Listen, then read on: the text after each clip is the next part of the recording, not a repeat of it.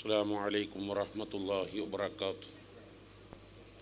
الحمد لله والصلاة والسلام على رسول الله وعلى آله وصحبه الفائزين برضا الله.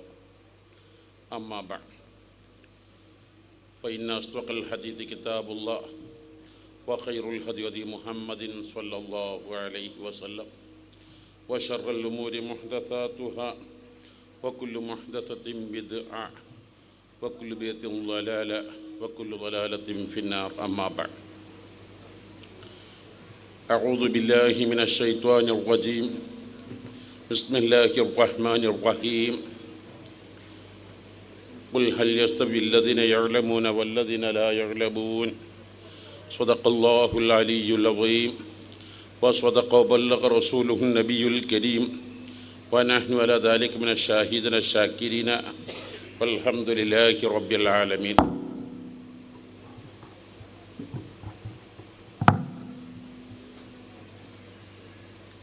സർവാദരണീയരായ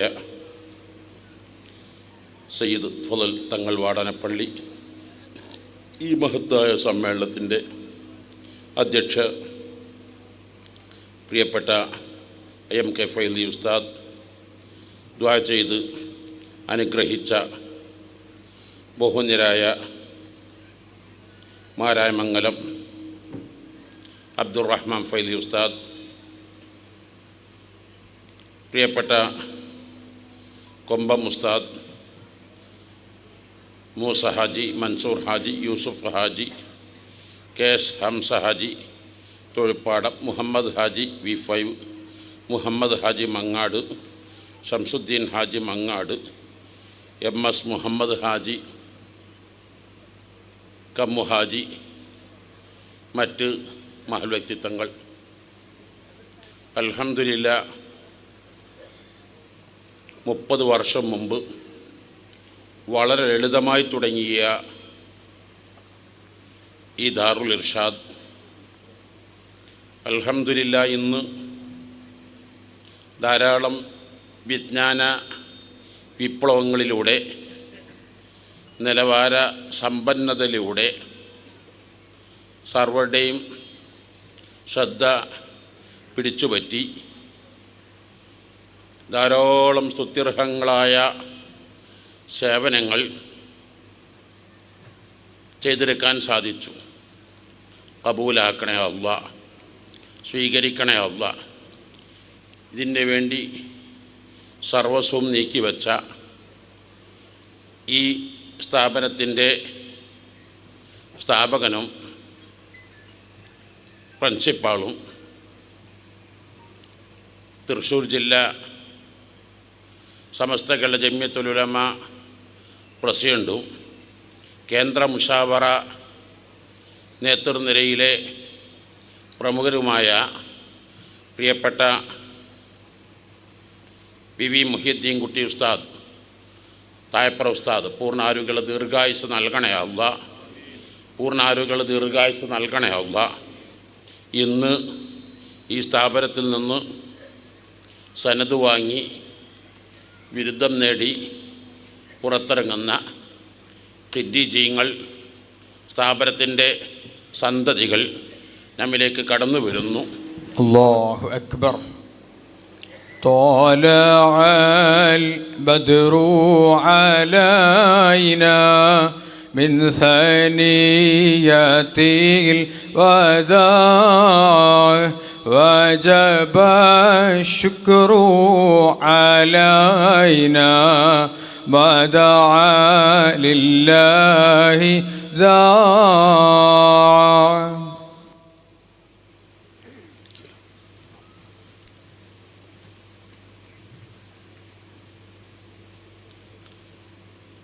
സനത് വാങ്ങുക, കൊടുക്കുക എന്നതെല്ലാം അക്ഷരാർത്ഥത്തിൽ ഈ പ്രസ്ഥാനത്തിന് മാത്രം അർഹതപ്പെട്ടതാണ്. യഥാർത്ഥ പഠനം പുസ്തകങ്ങൾ വായിക്കലല്ല, കിതാബുകൾ നോക്കലല്ല.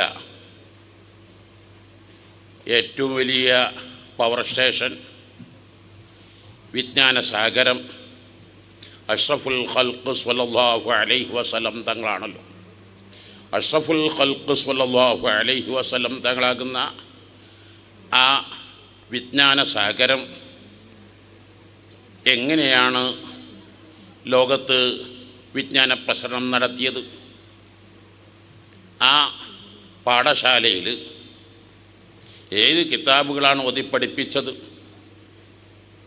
ഒരു കിതാബും അന്ന് കയ്യിലില്ലായിരുന്നു എന്ന കാര്യം തീർച്ചയാണല്ലോ.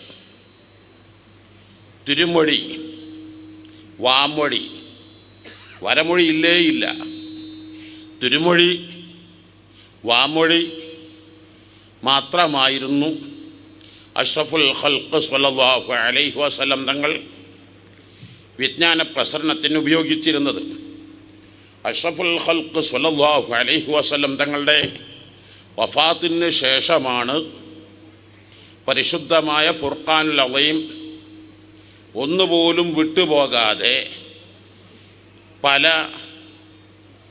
തോൽ കഷ്ണങ്ങളിലും എല്ല് കഷ്ണങ്ങളിലും എഴുതി വച്ചത് ക്രോഡീകരിച്ച് അതൊരു ഗ്രന്ഥമായി രൂപാന്തരപ്പെടുത്തുന്നത്. എന്നാൽ ഹദീത്ത് അബൂബക്കർ സിദ്ദീഖ് റളിയല്ലാഹുവിൻ്റെ കാലത്ത് ക്രോഡീകരിക്കപ്പെട്ടിട്ടില്ല. ഉമർ ബിൻ ഖത്താബ് റളിയല്ലാഹുവിൻ്റെ കാലത്ത് ക്രോഡീകരിക്കപ്പെട്ടിട്ടില്ല. അങ്ങനെ ഹിജറ 100 കൊല്ലത്തിന് ഹദീത്ത് ഗ്രന്ഥങ്ങളൊന്നും രചിക്കപ്പെട്ടിട്ടില്ല, ക്രോഡീകരിക്കപ്പെട്ടിട്ടില്ല. ഹിജറ 100 വർഷം പിന്നിടുമ്പോൾ മഹാനായ അമീറുൽ മുഅ്മിനീൻ ഉമർ ബിൻ അബ്ദുൽ അസീസ് റളിയല്ലാഹു അൻഹു അന്നത്തെ ഏറ്റവും വലിയ പണ്ഡിത ഗുരുവായിരുന്ന ഇബ്നു ശിഹാബ് സുഹ്രി റളിയല്ലാഹു അൻഹുവിനോട് ഹദീസ് ക്രോഡീകരിക്കാൻ കൽപ്പിച്ചു. അങ്ങനെയാണ് ഹദീസിൻ്റെ ശേഖരണം തുടങ്ങുന്നത്, ക്രോഡീകരണം തുടങ്ങുന്നത്. അപ്പോഴോ ആ ഹദീസുകളിൽ എങ്ങനെ നമുക്ക്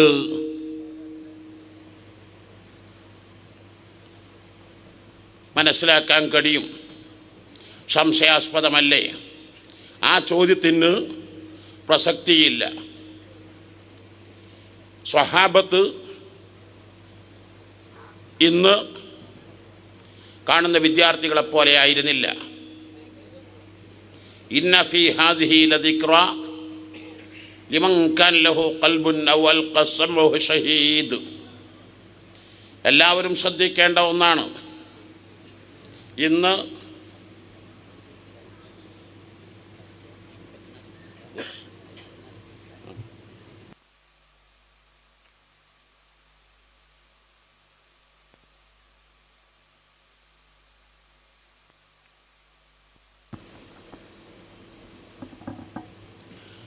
ഞാൻ നിങ്ങളുടെ മുമ്പിൽ അരമണിക്കൂർ പ്രഭാഷണം നടത്തിയാൽ ആ ആശയങ്ങൾ ഒന്നും വിടാതെ പറയാൻ എത്ര പേർക്ക് കഴിയും? അതേ പദാപദങ്ങൾ വിടാതെ ഒരാൾക്കും പറയാൻ കഴിയില്ല. പലയിടങ്ങളിലും ഞാനിത് പരീക്ഷിച്ചിട്ടുണ്ട്. പലപ്പോഴും മതിൽ കുട്ടികളോട് ശ്രദ്ധ സ്കാനിങ് ചെയ്യുക എന്ന പേരിൽ അവരുടെ മുമ്പിൽ ഏതെങ്കിലും പ്രഭാഷണങ്ങൾ ഇട്ട് കൊടുക്കും. ശരിക്കും ശ്രദ്ധിക്കണം, നല്ലോണം ശ്രദ്ധിക്കണം, ഒന്നുപോലും വിട്ടുപോകരുത്. 10 മിനിറ്റ് കഴിഞ്ഞ് അത് എഴുതാൻ അവരോട് പറയും. എഴുതിയാൽ നിങ്ങളും ഒന്ന് ടെസ്റ്റ് നടത്തി നന്നായിരിക്കും. എന്നിട്ട് ചോദിക്കും ഒന്നുകൂടി കേൾക്കാൻ. എന്നിട്ട് എത്ര മാർക്ക് നിങ്ങൾക്കിടാൻ പറ്റും? അവർ തന്നെ മാർക്കിടും. 20 മാർക്ക്, 30 മാർക്ക്, 40 മാർക്ക്. അതാണ് നമ്മുടെ ശ്രദ്ധ. അതേ സ്ഥാനത്ത് അടുത്ത കാലം വരെയും നമ്മുടെ ഉലമ അങ്ങനെ ആയിരുന്നില്ല. മറിച്ച് സശ്രദ്ധം, സമാ ഇസ്തിമാ രണ്ടും രണ്ടാണ്. കേൾക്കലല്ല വിദ്യാർത്ഥിയുടെ ബാധ്യത, സശ്രദ്ധം ശ്രദ്ധിക്കുക, ഒന്നുപോലും വിട്ടു പോകാതിരിക്കുക. അത് ആശയങ്ങൾ മാത്രമല്ല, ഹറഫുകൾ പോലും സ്വഹാബത്തിൽ നിന്ന് ഒരിടത്ത് പോലും വിട്ടുപോവില്ല. ഏതെങ്കിലും ഒരു സ്ഥലത്ത് ഫീ സബീലില്ല എന്നാണ് അല്ലാഹുവിൻ്റെ റസൂൽ പറഞ്ഞതെങ്കിൽ ഫീ സബീലിഹി എന്നവരവിടെ പറയില്ല. ഫീ സബീലിഹി എന്നാണ് അഷ്റഫുൽ ഖൽഖ് സ്വല്ലല്ലാഹു അലൈഹി വസല്ലം പറഞ്ഞതെങ്കിൽ ഫീ സബീലില്ല എന്നവർ പറയില്ല. അത്രമാത്രം ശ്രദ്ധയോടെ കേൾക്കുന്ന ഒരു കാലമായിരുന്നു സ്വഹാബത്തിൻ്റെ കാലം, താബീങ്ങളുടെ കാലം. പിന്നീട് മഹാനായ ഇമാമുന ശാഫി റളിയല്ലാഹുവിൻ്റെ കാലത്ത് വരുമ്പോൾ ഇൽമുകൾ എഴുതി വെക്കാൻ പറ്റുമോ ഇല്ലേ എന്നത് വലിയ ചർച്ചയായിരുന്നു. സഹീഹുൽ ബുഖാരിയിൽ ബാബു കിതാബത്തുൽ ഇൽമി, സഹീഹുൽ മുസ്ലിമിൽ ബാബു കിതാബത്തുൽ ഇൽമി എഴുതി വെക്കാൻ പറ്റുമോ ഇല്ലേ എന്നത് വലിയ ചർച്ചയാണ്. ഇത് പറഞ്ഞാൽ ഇന്ന് നമ്മുടെ യുഗം ആധുനിക തലമുറ പരിഹസിച്ചേക്കാം. പക്ഷേ ഇന്നത്തെ മോഡേൺ ശൈലി, modern science, tell me I can forget, teach me I can remember, involve me I can learn. Modern science teaching മെത്തേഡുകൾ മുഴുവനും മാറ്റിക്കൊണ്ടിരിക്കുന്നു. ഇപ്പോൾ അവർ പറയുന്നു tell me I can forget, എന്നോട് പറയൂ ഞാൻ മറക്കാം. കേൾക്കൽ മറക്കലേ ആകൂ. Teach me I can remember, എന്നെ ചൊല്ലി ചൊല്ലി പഠിപ്പിക്കൂ, ഞാൻ ഓർത്തെടുക്കാം. ഹോ, അങ്ങനെ പറഞ്ഞിരുന്നു, എന്തോ ഒന്ന് പറഞ്ഞിരുന്നു. Involve me I can learn, എന്നെ ഇതങ്ങ് ഇൻവോൾവ് ചെയ്യിപ്പിക്കൂ, ലയിപ്പിക്കൂ. അത് 800 കൊല്ലം മുമ്പ് മഹാനായ ബുർഹാനുദ്ദീൻ സർനൂജി റളിയല്ലാഹു തആല തങ്ങൾ താലീമു തഅല്ലിമിൽ പറഞ്ഞു, വലാ ബുദ്ദലി ത്വാലിബിൽ ഇൽമി മിനൽ മുദാക്കറത്തി വൽ മുനാളറത്തി വൽ മുതാറഹ. ഇന്ന് നമ്മുടെ കോളേജുകളിലൊക്കെ നടക്കുന്ന, ഭൗതിക വിദ്യാലയങ്ങൾ നടക്കുന്ന ഈ സംവിധാനം, ടീച്ചിങ് മെത്തേഡ്, ഡെലിവറി സർവീസ് ലോകം തിരിച്ചറിഞ്ഞിരിക്കുന്നു. അല്ലെങ്കിൽ ഇന്നത്തെ പരീക്ഷാ സമ്പ്രദായം, ഇവിടെ ധാരാളം SSLCയിൽ A+ നേടിയ ആയിരങ്ങൾ പതിനായിരങ്ങൾ കേരളത്തിലുണ്ടാകാം. A+ നേടി റിസൾട്ട് വന്ന് 2 മാസം കഴിഞ്ഞതിന് ശേഷം അതേ ക്വസ്റ്റ്യൻ പേപ്പർ അതേ വിദ്യാർത്ഥിക്ക് കൊടുക്കുക. അവരെഴുതിയ മാർക്കിൽ എത്ര A+ അവനിക്കുണ്ടാകും? ഇന്നത്തെ പരീക്ഷാ സംവിധാനമെന്നാൽ ഈ വിരിതൻ പലപ്പോഴും പറയാറുള്ളത് പുട്ടും കുറ്റിയിൽ പൊട്ട് നിറക്കുന്ന പ്രതീതി. അത് ആവിക്ക് വെന്ത് കഴിഞ്ഞാൽ ആ പുത്ത് ഇങ്ങോട്ടെടുത്താൽ പുട്ടും കുറ്റി കാലി എന്ന പോലെ വിദ്യാർത്ഥിയുടെ മനസ്സ് മുഴുവനും കാലിയാവുക. ഹർഫും ഫി കൽബിക ഖൈറും മിൻ അൽഫിൻ ഫി കിതാബിക. നിൻ്റെ ഹൃദയത്തിൽ ഒരു ഹർഫുണ്ടാകുന്നത്, ഒരക്ഷരമുണ്ടാകുന്നത് നിൻ്റെ ഗ്രന്ഥത്തിൽ 1000 ഉണ്ടാകുന്നതിനേക്കാൾ കൂടുതൽ ഉത്തമമാണ്. കിതാബില്ല എങ്കിൽ ഇന്നെന്തു ചെയ്യാൻ പറ്റും? ഇവിടെയാണ് നമ്മുടെ പഴയകാല ഉസ്താദുമാരെല്ലാം യഥാർത്ഥത്തിൽ ഈ റജബ് ഷഅബാൻ ഓർക്കേണ്ട സമകാലികരായ പണ്ഡിത മഹത്തുക്കൾ പ്രമുഖരാണ്. ജാമിയ മർക്കദു സഖാഫത്തി സുന്നിയുടെ സദർ മുദദ്ദിസായിരുന്ന മഹാനായ സുൽത്താൻ മക്കാന്തപുരം ഉസ്താദ്, ഞങ്ങളുടെ വന്യരായ ഉസ്താദ് ഷെയ്ഖുൻ നുജൂം പോലുള്ളവരുടെ ഷെയ്ഖ് ബീരാങ്കായ ഉസ്താദ് ഖദ്ദസല്ലാഹു സിറഹുൽ അസീസ് അവരുടെ ഉസ്താദായിരുന്ന ഇമ്പിച്ചാലി ഉസ്താദ് കതബിലാണ് വഫാത്തായത്. അവരെക്കുറിച്ച് പറയാറുള്ളത് സഞ്ചരിക്കുന്ന കുതുബ് ഖാനായ എന്നാണ്.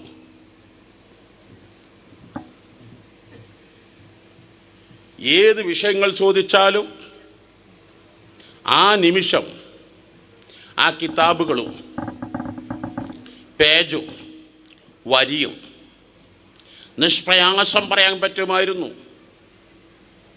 താജുൽ സദഖത്തുൽ ഉസ്താദ്, ബഹ്റുൽ ഉലൂം ചെറുശോല ഉസ്താദ്, കൈപ്പറ്റ ഉസ്താദ് പോലുള്ള മഹത്തുക്കളൊക്കെയും അവരുടെ കൈകളിൽ ഏടുകളിലായിരുന്നില്ല, അവരുടെ മനസ്സുകളിലായിരുന്നു.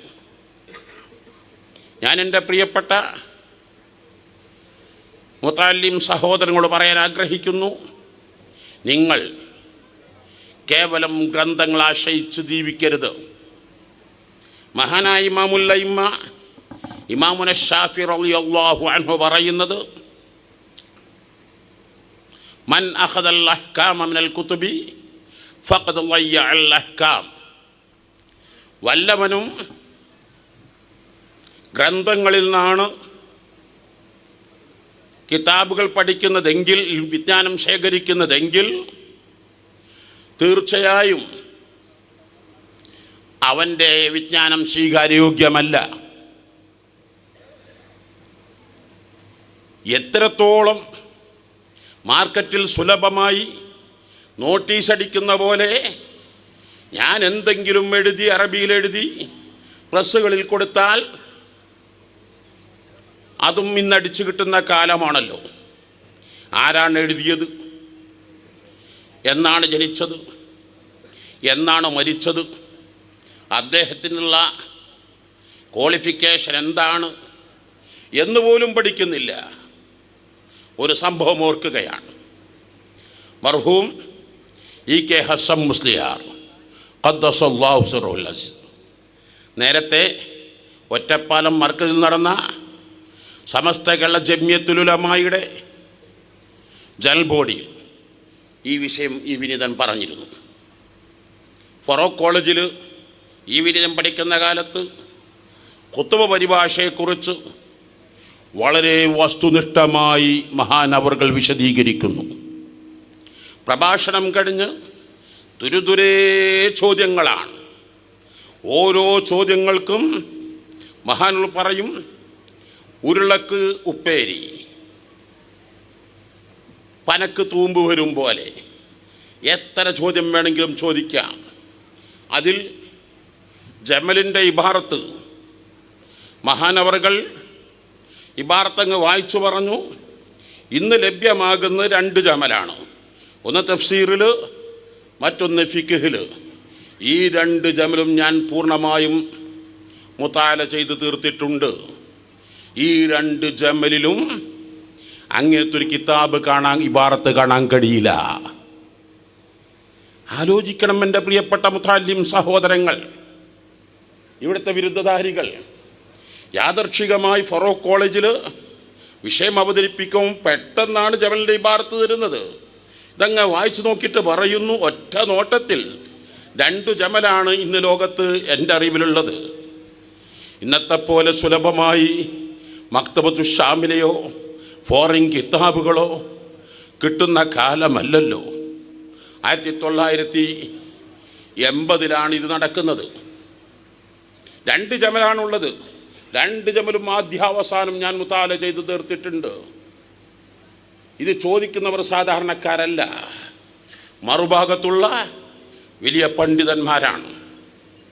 ഒരു സംഭവം കൂടി ഞാൻ മുതഅല്ലിമീങ്ങളെ ശ്രദ്ധയിൽപ്പെടുത്തുന്നു.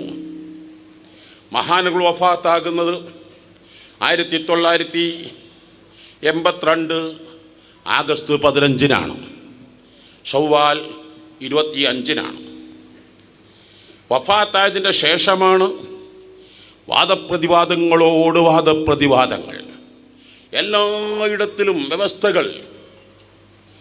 അങ്ങനെ 6 മാസം കഴിഞ്ഞ് കൊട്ടപ്പുറത്ത് 1983 ഫെബ്രുവരി 1, 2, 3 തീയതികൾ നടക്കുന്ന വാദപ്രതിവാദം ശൈഖുന മഹാനായ സുൽത്താനുൽ ഉലമ കാന്തപുരം ഉസ്താദ് ഹഫിളഹുല്ലാഹ് വറഅ ആ തൽ ദീർഘകാലം ജീവിക്കാൻ ഞങ്ങൾക്ക് തൗഫീക്ക് നൽകണേ അല്ലാഹ്. എല്ലാ ക്ഷീണവും തളർച്ചയും മാറ്റിക്കൊടുക്കണേ അല്ലാഹ്. മർക്കസിൽ ഖത്മുൽ ഖുർആൻ, ഖത്മുൽ ബുഖാരി സനദ്ദാന സമ്മേളനം വളരെ വിപുലമായി 3-ാം തീയതി നടക്കുകയാണ്. എല്ലാം വിജയിപ്പിക്കേണ്ട നമ്മുടെ ബാധ്യതയാണ്. മഹാനവകളുടെ ആ വാദപ്രതിവാദത്തിന് ശേഷം 40 വർഷം പിന്നിട്ടു. പിന്നെ കേരളത്തിൽ അങ്ങനെ പരസ്യമായൊരു വാദപ്രതിവാദം നടന്നിട്ടില്ല. ആ ഒരൊറ്റ വാദപ്രതിവാദത്തിലൂടെ അവരുടെ എല്ലാ മനക്കോട്ടകളും തകർന്നു, അസ്തമിച്ച് തരിപ്പണമായി. എന്നാൽ മർഹൂം ഇ.കെ. ഹസ്സൻ മുസ്ലിയാർ ഖദ്ദസല്ലാഹു സിർറഹുൽ അസീസ് വഫാത്താകുന്നതിൻ്റെ ഏതാനും മാസങ്ങൾക്ക് മുമ്പ് ഒരു പുതിയ കക്ഷികൾ വന്നിരുന്നു. ജംഇയ്യത്തുൽ ഉലമാഇ അഹ്ലി സുന്നത്തി വൽ ജമാഅ എന്നാണ് അവർ നാമകരണം ചെയ്തിരുന്നത്. ഇസുന്നികൾ എന്നാണ് അവർ വിളിക്കപ്പെട്ടിരുന്നത്. സമസ്തയുടെ അതേ ആദർശം തന്നെയാണ് ഞങ്ങൾക്കുള്ളത്. പക്ഷെ 4 വിഷയങ്ങൾ മാത്രമാണ് ഞങ്ങൾക്ക് വ്യതിരിക്തമാകുന്നത്. മുളയിലെ മഹാനായ മർഹൂം ഇ.കെ. ഹസ്സൻ മുസ്ലിയാർ ഖദ്ദസല്ലാഹു സിർറഹുൽ അസീസ് നുള്ളിക്കളഞ്ഞു.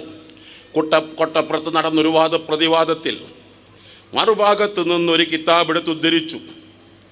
മർഹൂം ഇ.കെ. ഹസ്സൻ മുസ്ലിയാർ ആ കിതാബ് ഒന്ന് ഇങ്ങോട്ട് തരാൻ പറ്റുമോ? ആ കിതാബിൻ്റെ ഗ്രന്ഥകാരനെ കുറിച്ച് പരിചയപ്പെടുത്താൻ പറ്റുമോ? അദ്ദേഹം ഇപ്പോഴും ജീവിച്ചിരിക്കുന്ന അദ്ദേഹമല്ലേ? ഈ വിരുദിന് ഓർക്കുന്നത് ഔജുസുൽ മസാലിക് എന്നാണ്. അതിൻ്റെ രചയിതാവ് വഫാത്തായത് മരിച്ചത് 1983 ഇവിടെയാണ് എൻ്റെ മുത്തഅല്ലിമീങ്ങൾ ആദ്യം മനസ്സിലാക്കേണ്ടത്. ഈ കിതാബ് ഏത് കാലത്ത് രചിക്കപ്പെട്ടതാണ്? ഈ കിതാബ് ആര് തുടങ്ങിയതാണ്? എന്താണ് പറയാനുള്ള അർഹത എന്നെല്ലാം മനസ്സിലാക്കേണ്ടത് ഉസ്താദിൽ നിന്നാണ്. മഹാനായ അമീറുൽ മുഅ്മിനീൻ ഉമർ ബിൻ ഖത്താബ് റളിയല്ലാഹു അൻഹു സദാസമയത്തും ചെറിയ കുട്ടിയായിരുന്ന റയീസുൽ മുഫസ്സിൻ ഇബ്നു അബ്ബാസ് റളിയല്ലാഹു അൻഹുമെ കൊണ്ട് നടക്കുമായിരുന്നു.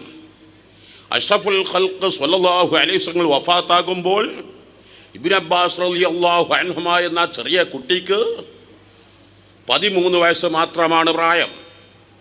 2 വയസ്സും 8 കൊല്ലവുമാണ്, 2 കൊല്ലവും 8 മാസവുമാണ് മഹാനായ ഇബ്നു അബൂബക്കർ സിദ്ദീഖ് റളിയല്ലാഹു അൻഹു ഖിലാഫത്ത് നടത്തിയത്. പിന്നീട് വഫാത്തായി മഹാനായ അമീറുൽ മുഅ്മിനീൻ ഉമർ ബിൻ ഖത്താബ് റളിയല്ലാഹു അൻഹു വന്നു. ഉമർ ബിൻ ഖത്താബ് റളിയല്ലാഹു അൻഹു 50 കഴിഞ്ഞ് 60-നോടടുത്ത സമയം ഈ 15-കാരനായ ഇബ്നു അബ്ബാസ് റളിയല്ലാഹു അൻഹുമായെ ആദരിച്ച് ബഹുമാനിച്ച് നടക്കുമ്പോൾ പലർക്കും സംശയം, എന്താണ് ഈ ചെറിയ കുട്ടിയെ ഇത്രമാത്രം ആദരിക്കുന്നത്, ഇത്രമാത്രം ബഹുമാനിക്കുന്നത്? ഉസ്താദുമാർ സംശയം ദൂരീകരിക്കേണ്ടത് തന്ത്രങ്ങളിലൂടെയാണ്, ആരെയും വിമർശിച്ചുകൊണ്ടല്ല, ആക്ഷേപിച്ചുകൊണ്ടല്ല. അമീറുൽ മുഅ്മിനീൻ ഉമർ ബിൻ ഖത്താബ് റളിയല്ലാഹു അൻഹു വലിയൊരു സഹസ്രോട് ചോദിച്ചു, ഇദാ ജാഅ നസ്റുല്ലാഹി വൽ ഫത്ഹ് വറഅയ്ത അന്നാസ യദ്ഖുലൂന ഫീ ദീനില്ലാഹി അഫ്വാജാ ഫസബ്ബിഹ് ബിഹംദി റബ്ബിക വസ്തഗ്ഫിറു ഇന്നഹു കാന തവ്വാബാ. എല്ലാവർക്കും മനപ്പാടമുള്ള ആയത്താണല്ലോ ഇത്. ഈ ശബ്ദം കേൾക്കുന്ന സഹോദരി സഹോദരന്മാർ മനസ്സിലാക്കണം, ഖുർആൻ പഠനെ കെ ലിയേ ഏക് പ്രൊഫസർ കാഫി ഹേ. ഖുർആൻ പഠിക്കാൻ ഒരു ഭാഷാ പണ്ഡിതൻ മതി എന്ന് പറയുന്ന നേതാക്കൾ ഇന്നുണ്ട്.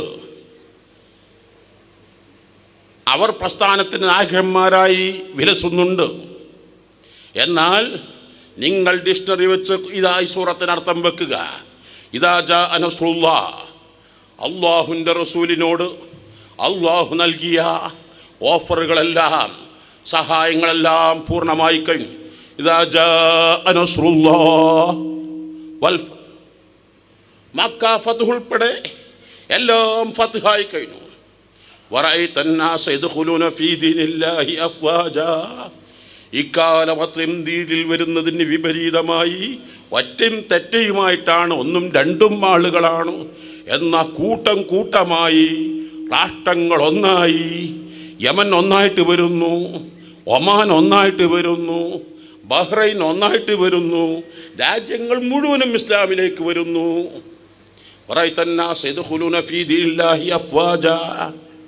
കൂട്ടം കൂട്ടമായി ഇസ്ലാമിലേക്ക് വരുന്നത് കണ്ടാൽ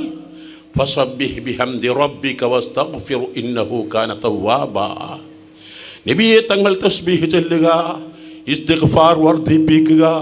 റബ്ബ് തവ്വാബാണ്, റഹീമാണ്. ഈ സൂറത്ത് നമുക്ക് സന്തോഷമാണോ ദുഃഖാണോ? സന്തോഷമാണോ ദുഃഖാണോ? എന്താ സന്തോഷല്ലേ? വലിയ സന്തോഷല്ലേ? എല്ലാവരും അങ്ങനെ പറഞ്ഞു. മഹാനായ റഈസുൽ മുഫസ്സിരിൻ ഇബ്നു അബ്ബാസ് റളിയല്ലാഹു അൻഹുയോട് ചോദിച്ചു, ഈ ആയത്ത് നൽകുന്ന സന്ദേശം എന്താണ്? മഹാൻ കരയാൻ തുടങ്ങി.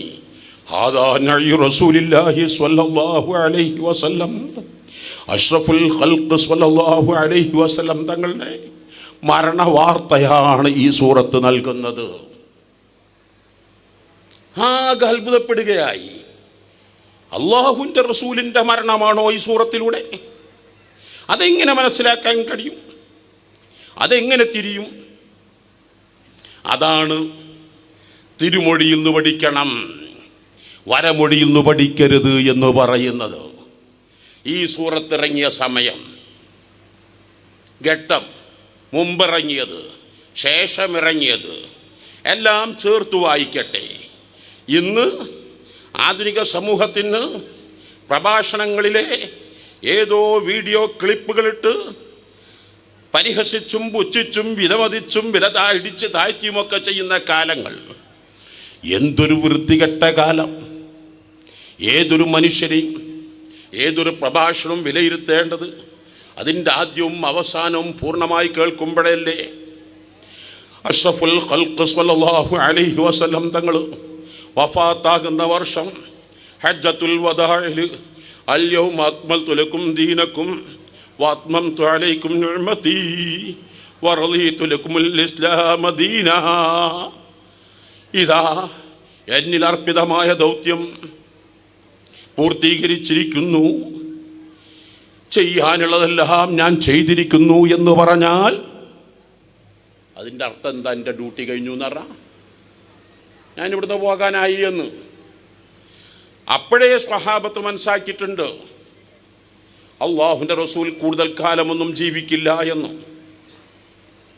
അത് കഴിഞ്ഞ് ഹജ്ജത്തുൽ വദാഇൽ അയ്യാമുത് തശ്രീഖിലാണ്.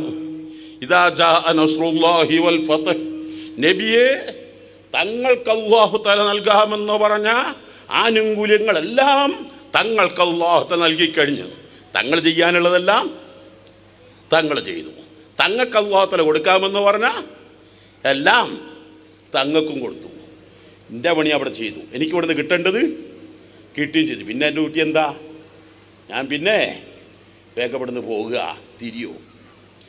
ഏതെങ്കിലും ഒരു സ്ഥാപനത്തിൽ ജോലി ചെയ്തു, 10 കൊല്ലത്തെ എഗ്രിമെൻ്റാണ് എഴുതിയത്.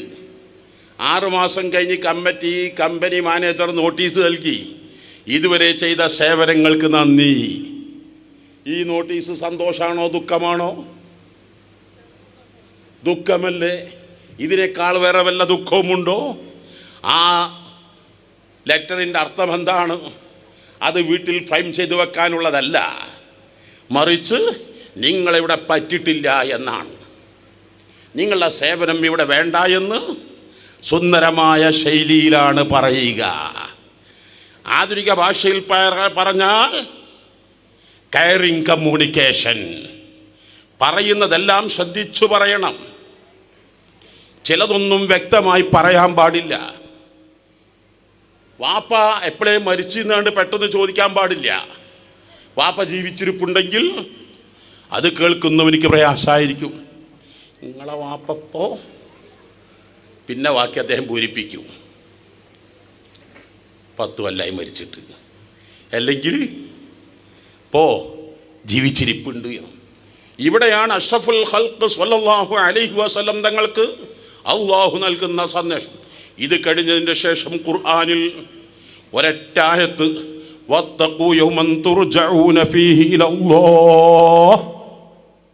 മലക്കുൽ മുഖറബ് ജിബ്രീൽ അലൈഹിസ്സലാത്തു വസ്സലാം തങ്ങൾ വന്നു തിരുദൂതരോട് പറയുകയാണ്, യാ റസൂലല്ലാഹ് ഹാദിഹിൽ ആയ അലാ റഅസി വാഹിദിൻ വസമാനിയത്തിൻ വവാഹിദിൻ വസമാനീന മിൻ സൂറത്തുൽ ബഖറ. സൂറത്തുൽ ബഖറയിൽ നിന്ന് 281 ആയത്തിൻ്റെ അവസാനത്തിൽ ചേർക്കുക. ഇതിന് മുമ്പ് ഒരായത്ത് കൂടി ഇറങ്ങിയിട്ടുണ്ട്.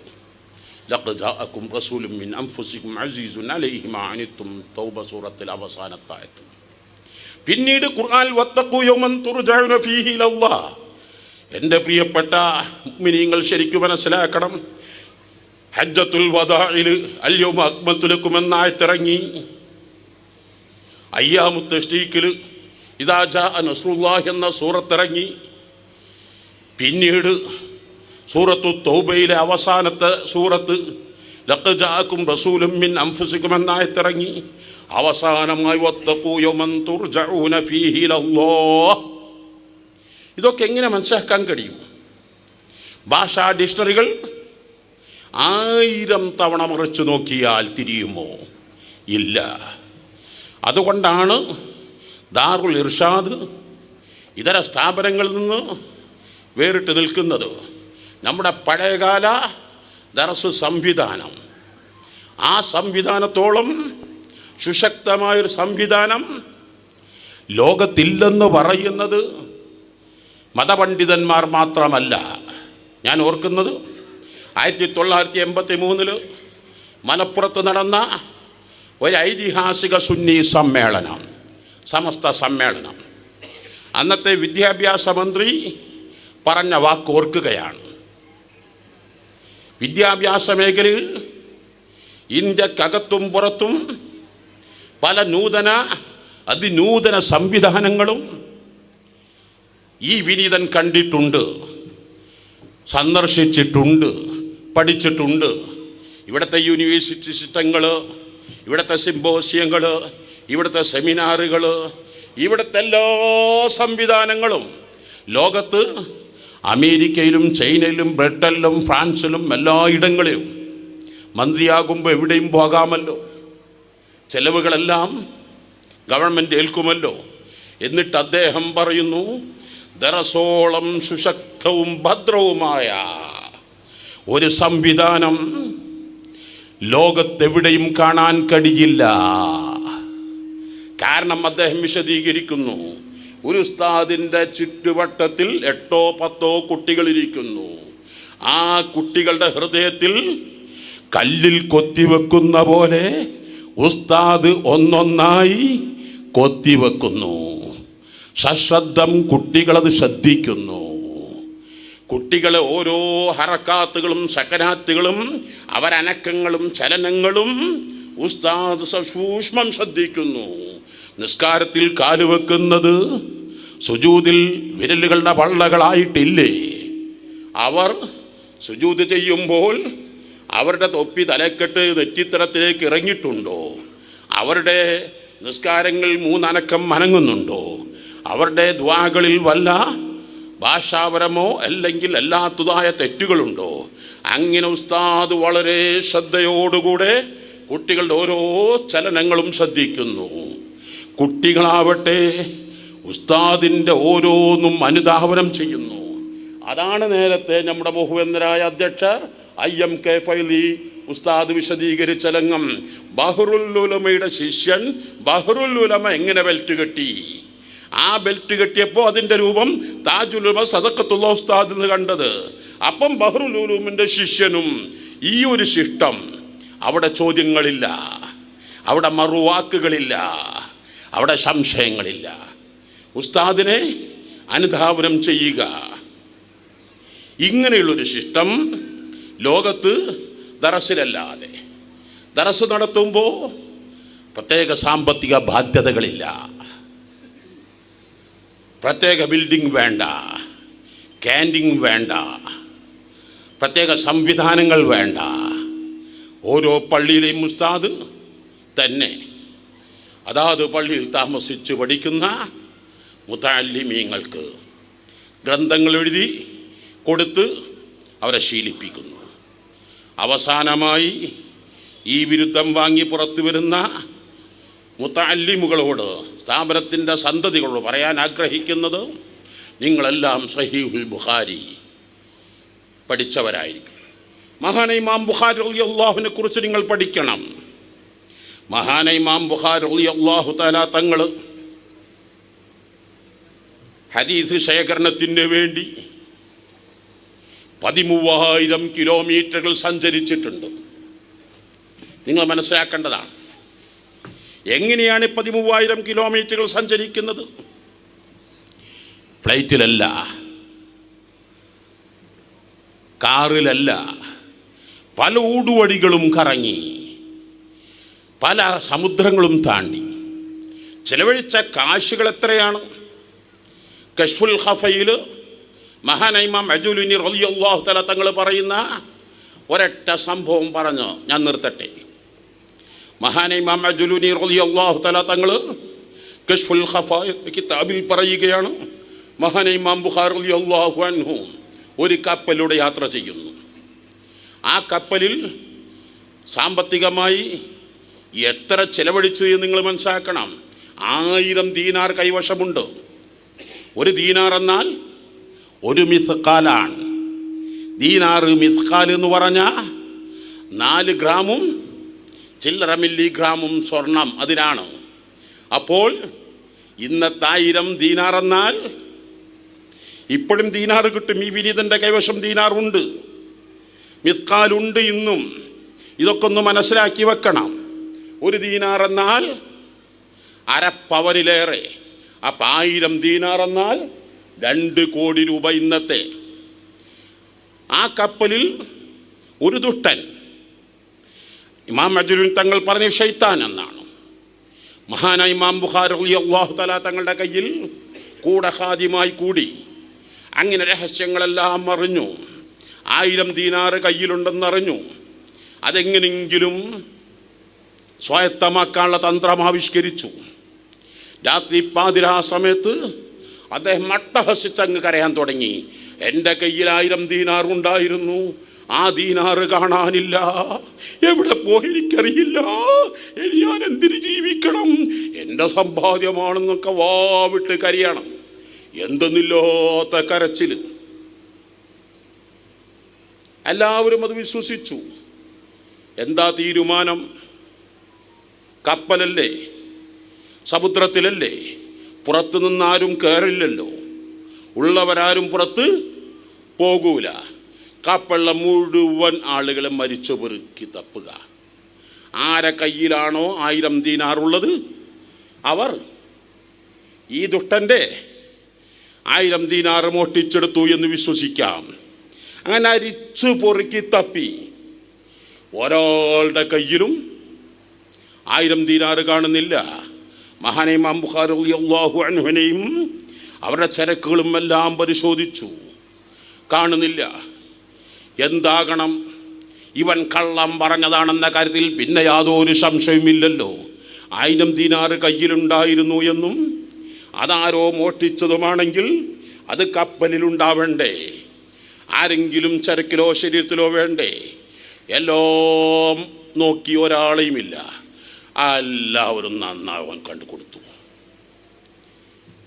കിട്ടിയവരൊക്കെ ഇത്രയും ആളെ സ്വീപ്പാക്കിന് ഏട്ടാ പച്ചക്കള്ളം പറയുന്ന മനുഷ്യ എന്ന് പറഞ്ഞ് നന്നാക്കി കൊടുത്തു. കിട്ടാനുള്ളതെല്ലാം വാങ്ങിയെല്ലാം കഴിഞ്ഞ് കപ്പലല്ലേ. പിന്നെയും വന്ന ആ ദുഷ്ടൻ ബുഖാരി ഇമാമിൻ്റെ അടുത്ത്, അല്ല നിങ്ങൾ 1000 ദീനാർ ഉണ്ടായിനിയല്ലോ, അത് നിങ്ങളെന്തേ കാട്ടി? നിങ്ങളെ അരിച്ചു പൊറുക്കി തപ്പിട്ട് കിട്ടിയില്ലല്ലോ. മഹാനായ ഇമാം ബുഖാരി റളിയല്ലാഹു അൻഹു പറഞ്ഞു, ഇതാണ് എൻ്റെ പ്രിയപ്പെട്ട ഈ സ്ഥാപനത്തിൻ്റെ സന്തതികളോട് പറയാൻ ആഗ്രഹിക്കുന്നത്. ഇവിടുത്തെ സനത് എന്താണ്? ഇർഷാദികളോട് പറയാൻ ആഗ്രഹിക്കുന്നത്. ഈ ദുഷ്ടൻ ചോദിക്കുന്നു, നിങ്ങളുടെ 1000 ദീനാർ നിങ്ങൾ എന്തു ചെയ്തു? മഹാനായ പാലക്കാട് ജില്ലാ സമസ്തകളുടെ ജമിയത്തുലമായുടെ പ്രസിഡന്റും പണ്ഡിത വരേണിൽ ശ്രേഷ്ഠരിൽ അധികാര ശബ്ദവുമായ മഹാനായ കൻസുൽ ഫുഖഹ കൊമ്പം ഉസ്താദ് ഹഫിളഹുല്ലാഹ് വറഅ, പൂർണ്ണ ആരോഗ്യമുള്ള ദീർഘായുസ് നൽകണേ അല്ലാഹ്.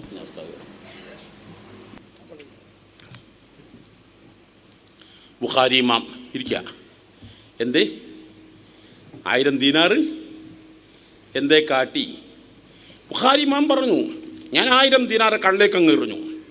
ആ കീസ്, ആ പേഴ്സ് 1000 ദീനാർ എന്ന് പറഞ്ഞാൽ എത്ര? 500 പവൻ, ഇന്നത്തെ 2 കോടി രൂപ ഞാൻ കടലിലേക്ക് വലിച്ചെറിഞ്ഞു. നിങ്ങൾ വല്ലാത്തൊരു മനുഷ്യൻ തന്നെയാണല്ലോ, നിങ്ങൾ വല്ലാത്തൊരു മനുഷ്യൻ. 2 കോടി ഉറുപ്പ്യ 500 പവൻ നിങ്ങൾ വെറുതെ അങ്ങ് കടലിലേക്ക് വലിച്ചെറിയുകയായിരുന്നു. മഹാനോട് പറഞ്ഞു, സുഹൃത്തെ, ഇക്കാലം അത്രയും ഞാൻ നേടിയെടുത്ത ഒന്ന്, ആ ഗുഡ് വിൽ എപ്പോഴും ഈ സ്ഥാപനം അറിയപ്പെടുന്നത്, ഈ സ്ഥാപനം പ്രചരിക്കുന്നത്, ഈ സ്ഥാപനം വളരുന്നത് ഇർഷാദികളുടെ ഗുഡ് വില്ലിലൂടെയാണ്. നിങ്ങൾ ഓരോ മഹല്ലത്തിലും നിന്നു നിങ്ങളുടെ സേവനം ഇഷ്ടപ്പെട്ടാൽ രണ്ടാമതും ഇർഷാദികൾ അവിടെ വിളിക്കും, മൂന്നാമത് ഇഷ്ടപ്പെട്ടാൽ മൂന്നാമതും അവിടെ വിളിക്കും. അത് സ്വാഭാവികമാണ്. അൽഹംദുലില്ലാ, പ്രിയപ്പെട്ട കൻസുൽ ഫുഖഹ കൊമ്പ ഉസ്താദ് പലപ്പോഴും പറയാറുണ്ട്, അവിടെ മർക്കസുൽ ഹിദായയിൽ ആദ്യം ഒരു അനസാദിനെ കൊണ്ടുപോയി. അദ്ദേഹത്തിൻ്റെ ക്ലാസ് സംവിധാനങ്ങൾ ഇഷ്ടപ്പെട്ടു. രണ്ടാമത് വേറെ അതിനെ കൊണ്ടുപോയി, ലുക്മാൻ അതിനെ കൊണ്ടുപോയി. പിന്നെയും ഇഷ്ടപ്പെട്ടു, വേറെ അതിനെ കൊണ്ടുപോയി. ഞാനിത് പറയുന്നത് കർണാടകയിൽ ഏറ്റവും വലിയ സ്ഥാപനമാണ് മാണി ഉസ്താദ് ദാറുൽ ഇർഷാദ്. അവിടെ 10 കൊല്ലം മുമ്പ് താജുൽ ഫുഖഹ ബേക്കലം ഉസ്താദ് കിതാബുൻ നഹ്വ് ഉസ്താദുമാർക്ക് നിക്കാഹ് ദർസ് നടത്തി. അന്ന് മഅദിൽ പഠിക്കുന്ന ജലാൽ സലാഹുദ്ദീൻ അതിരി തങ്ങൾ ജമല്ലൈലി ഫറായിദ് ദർസ് നടത്തി. ഉസ്താദുമാർ മുഴുവൻ പറഞ്ഞു, ഞങ്ങൾക്ക് ഈ തങ്ങളെ വേണം. അങ്ങനെ 22 വയസ്സ് കഴിയുമ്പോഴേക്ക് അവിടെ മുദരിസായി നിയമിച്ചു. പിറ്റത്തെ കൊല്ലം പ്രിൻസിപ്പാൾ എന്ന ബോർഡ് വെച്ചു. പിറ്റത്തെ കൊല്ലം ഇവിടെയുള്ള സിദ്ദീഖ് ബാക്കവിയുടെ, തൃശ്ശൂർ ജില്ലയിലെ സിദ്ദീഖ് ബാക്കവിയുടെ മകൻ മുനവ്വർ അതിനെ മുദരിസാക്കി. പിറ്റത്തെ കൊല്ലം ഷാഹുൽ ഹമീദിനെ. അപ്പം ഞാൻ ഇർഷാദികളോട് പറയുന്നു, നിങ്ങളാണ് ഈ സ്ഥാപനത്തിൻ്റെ ബ്രാൻഡ് അംബാസഡർ. നിങ്ങളുടെ പെരുമാറ്റങ്ങൾ, നിങ്ങളുടെ സ്വഭാവങ്ങൾ, നിങ്ങളുടെ പ്രഭാഷണങ്ങൾ, നിങ്ങളുടെ ഖിറാഅത്തുകൾ, നിങ്ങളുടെ ശൈലികൾ, നിങ്ങൾ നിൽക്കുന്ന സ്ഥാപനങ്ങൾ ഇഷ്ടപ്പെട്ടാൽ തീർച്ചയായും അയിരൂർ ബാക്കതാണ് IMK ഉസ്താദ് പറഞ്ഞത്. IMK ഉസ്താദിൻ്റെ പെങ്ങളെ മകൻ, അതായത് സിദ്ദീഖ് ബാക്കവി അല്ലേ, അഷ്റഫ് ബാക്കവിൻ്റെ മകൻ മുനവ്വർ അതിനെ. അപ്പം ഞാനിത് പറയുന്നത് അതിൻ്റെ ഫളീലത്ത് പറയാനല്ല, പക്ഷേ നിങ്ങൾ മനസ്സിലാക്കണം, ഈ മുഹസ്വിലീങ്ങൾ, ഈ ഇർഷാദികൾ മനസ്സിലാക്കണം. ഈ ഇർഷാദികൾ ഏത് മഹല്ലത്തിലെത്തിയാലും ഏത് സ്ഥാപനങ്ങളിലെത്തിയാലും നിങ്ങളുടെ സത്യസന്ധതയും നിങ്ങളുടെ ആത്മാർത്ഥതയും നിങ്ങളുടെ കഴിവുകളും കണ്ട് വീണ്ടും ആളുകൾ വിളിക്കുമ്പോൾ മാഷാ അല്ലാഹ് ഈ സ്ഥാപനം വളർന്ന് പന്തലിക്കും. അങ്ങനെയാണ് ലോകത്തെല്ലാം. പ്രത്യേകിച്ച് നിങ്ങൾ ഒരു കാര്യം തിരിച്ചറിയണം, IMF കഴിഞ്ഞ ഞായറാഴ്ച പുറത്തുവിട്ട കണക്ക് AI ആർട്ടിഫിഷ്യൽ ഇൻ്റലിജൻസ് ലോകത്ത് വ്യാപകമായിക്കൊണ്ടിരിക്കുകയാണ്. ആഗോളതലത്തിൽ 40% തൊഴിൽ നഷ്ടപ്പെടാനിരിക്കുകയാണ്. 40% തൊഴിലാണ്. അത് ഏറ്റവും കൂടുതൽ ബാധിക്കുക വികസന രാജ്യങ്ങളിലായിരിക്കും ബാധിക്കുക. ഇന്ത്യ വികസിത രാജ്യമായിട്ടില്ല. 1947 ഇന്നത്തെ ബജറ്റിൽ അവകാശപ്പെടുന്നത്. ഇന്ത്യ വികസനം വളർന്നുകൊണ്ടിരിക്കുന്ന രാജ്യമാണ്, വികസന രാജ്യമാണ്.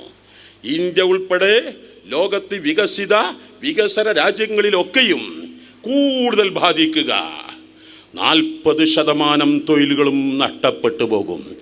എന്നാൽ ആർട്ടിഫിഷ്യൽ ഇൻ്റലിജൻസിനെ പരാജയപ്പെടുത്താൻ ആത്മാർത്ഥതയ്ക്ക് കഴിയൂ. സിൻസിയാരിറ്റി, റെസ്പോൺസിബിലിറ്റി, ഹ്യൂമാനിറ്റി, ഇത്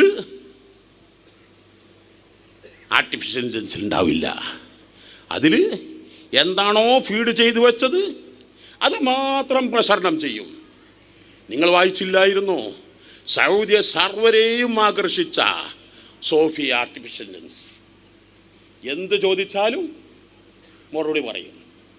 ആരോ ചോദിച്ചു എൻ്റെ അമ്മൻ്റെ പേരെന്താന്ന് ചോദിച്ചു, മറുപടി പറയാൻ കഴിഞ്ഞില്ല. കാരണം അതിനത് ഫീഡ് ചെയ്തിട്ടില്ല. അപ്പോൾ ആർട്ടിഫിഷ്യൽ ഇൻ്റലിജൻസ് എല്ലാം ഡ്യൂപ്ലിക്കേറ്റാണ്. അവിടെയാണ് ഏതേത് മഹല്ലത്തിലും ആത്മാർത്ഥതയുള്ള, സിൻസിയാരിറ്റിയുള്ള, ഇഖ്ലാസുള്ള നേതൃത്വം. അവരെ ഒരു ആർട്ടിഫിഷ്യൽ ഇൻ്റലിജൻസിനും പരാജയപ്പെടുത്താൻ കഴിയില്ല. എന്താണ് ഈ ഇഖ്ലാസ്?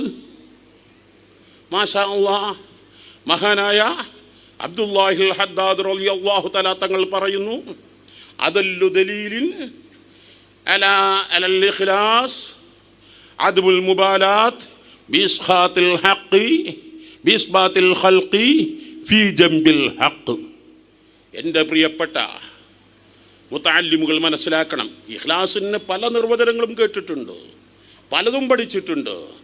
പക്ഷേ യഥാർത്ഥ ഇഖ്ലാസ് എന്താണെന്ന് മനസ്സിലാക്കിയത് ഹളറമൗത്തിൽ ചെന്നപ്പോഴാണ്. എന്താ പറയുന്നത്? അദല്ലു ദലീലിൻ അലൽ ഇഖ്ലാസ്. ഇഖ്ലാസിന് ഏറ്റവും വ്യക്തമായ തെളിവ് അദ്മുൽ മുബാലാത്ത് ബിസ്ബാത്തിൽ ഖൽഖി ഫീ ജംബിൽ ഹഖ്. ഹക്കായൊരു കാര്യത്തിൽ നിങ്ങൾ 100% ക്ലിയറായൊരു മഹല്ലത്തിൽ സേവനം ചെയ്തു.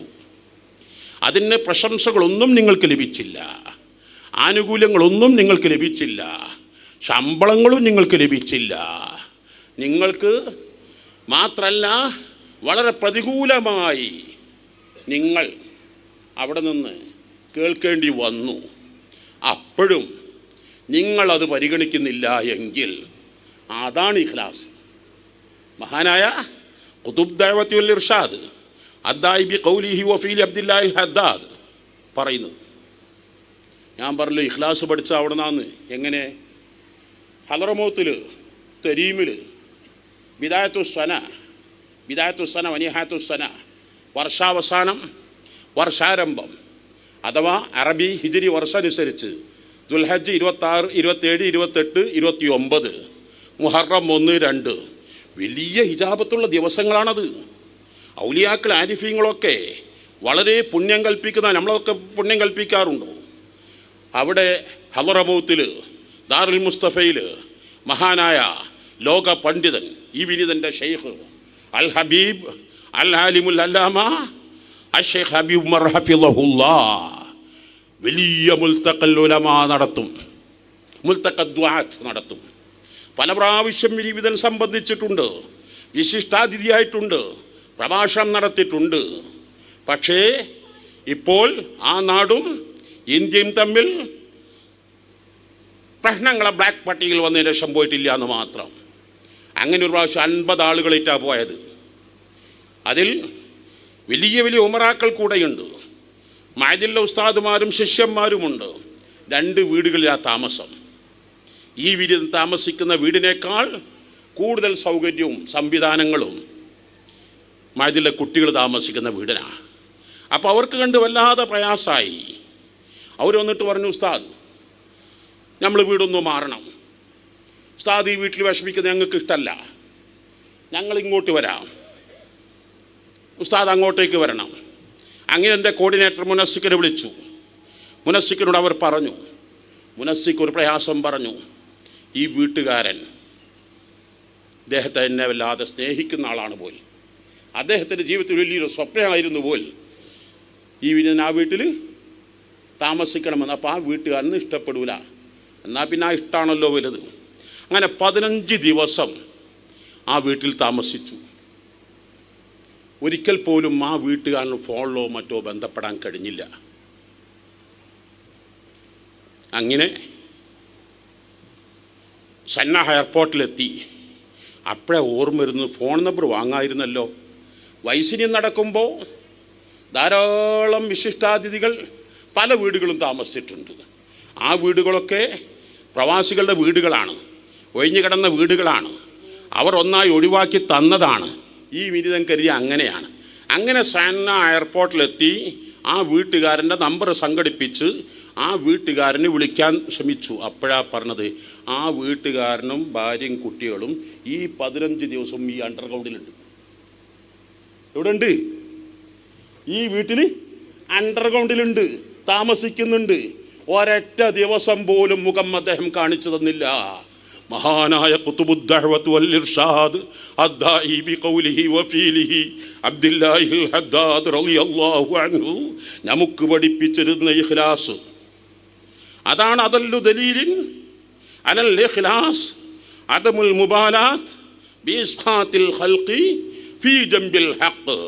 ഹഖിൻ്റെ മേഖലയിൽ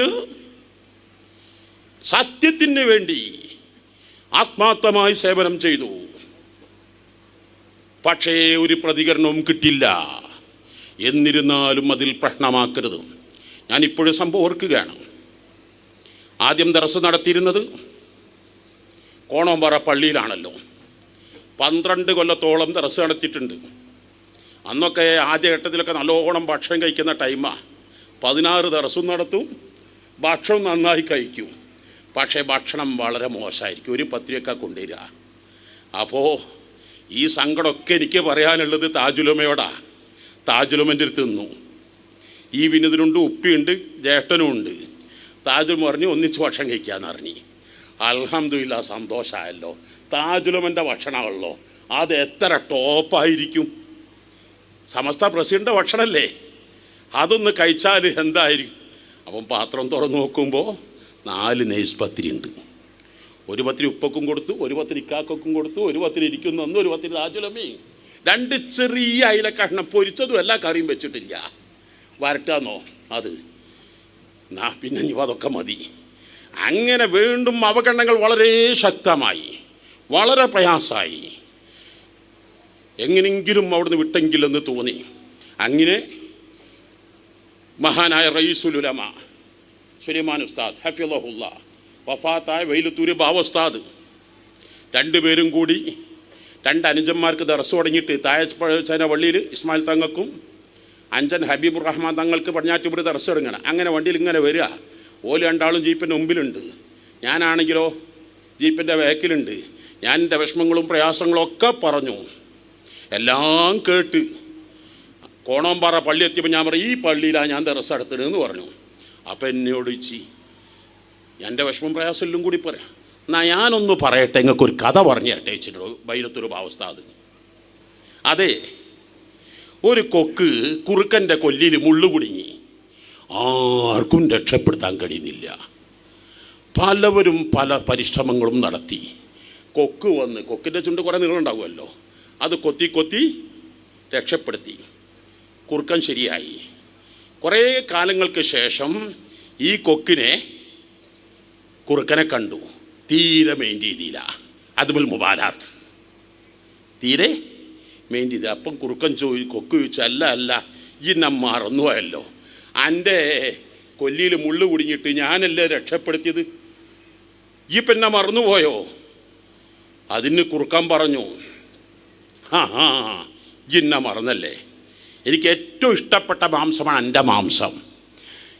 എൻ്റെ കൊല്ലി എൻ്റെ വായ ഒന്നായിട്ട് എൻ്റെ കൊല്ലിയിൽ അതില്ലേ ഞാൻ അന്നുണ്ടാക്കിയാ എനിക്ക് എത്ര രസത്തിൽ തിന്നാമായിരുന്നു. ഞാനങ്ങനെ ചെയ്തില്ലല്ലോ, അത് ഈ മറന്നുപോയോ?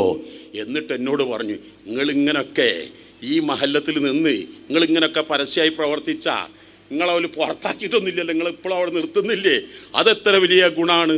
എന്നിട്ട് അവസാനം മഹാനൊരു താക്കീത് ചെയ്തു, നിങ്ങളെങ്ങാനും നിങ്ങളുടെ സുഖവും സൗകര്യവും നോക്കി പുറപ്പെട്ടാൽ നിങ്ങൾ ഒറ്റപ്പെട്ടു പോകും. അതേ സ്ഥാനത്ത് നിങ്ങൾ അള്ളാഹുവിൻ്റെ ദീനാണ്, അള്ളാഹുവിൻ്റെ മാർഗമാണ്, ഞാൻ എല്ലാ ത്യാഗങ്ങളും ഇവിടെ നിന്ന് സഹിക്കുന്നു എന്ന് മനസ്സിലാക്കി നിന്നു.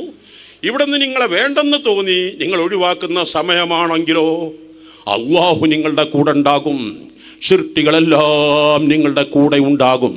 ഞാനിതൊരു പരസ്യ ഒരൊറ്റ വേദിയിലും പ്രസംഗിച്ചിട്ടില്ലെന്ന് ആദ്യമായി പറയുന്നു. അന്ന് വൈരത്തൂര് ബാബു ഉസ്താദ് ഇവിടെ സദസ്സിലില്ല, മഖ്ബറയിലാണ്.